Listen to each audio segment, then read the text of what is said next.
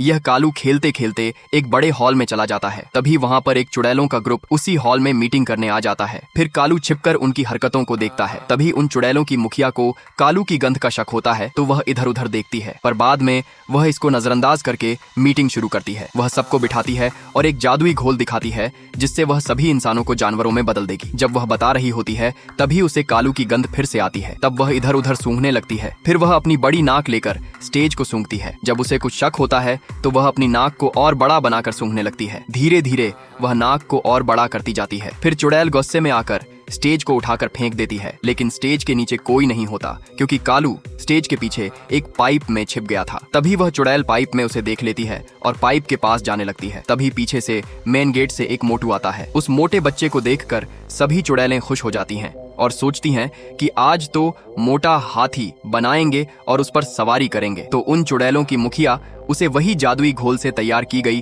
Chocolate खाने को देती है। चॉकलेट को लेकर वह उस पर टूट पड़ता है। फिर दवाई का असर शुरू होता है और देखते ही देखते मोटू हाथी नहीं बल्कि चूहा बन गया था। फिर वह मोटू चूहा भागता है। चुड़ैल उसे पैर से मारने की कोशिश करती है। मोटू चूहा इधर उधर भागने लगता है। इसे देखकर उस लड़के की जेब से एक सफेद चूहा निकलता है और बाहर भागकर मोटू चूहे की पूंछ पकड़कर उसे अपने साथ उसी पाइप में ले जाता है। यह देखकर वह चुड़ैल पाइप को उखाड़ फेंकती है और उस कालू को पकड़कर बाहर खींच लाती है। चुड़ैल उसे लिटाकर उसके कान में वह जादुई घोल डाल देती है और देखते ही देखते कालू भी एक चूहे में बदल जाता है। फिर कालू भी उस पाइप की तरफ भागता है और चुड़ैलों के हाथों से अपनी जान बचाकर उस पाइप के अंदर चला जाता है।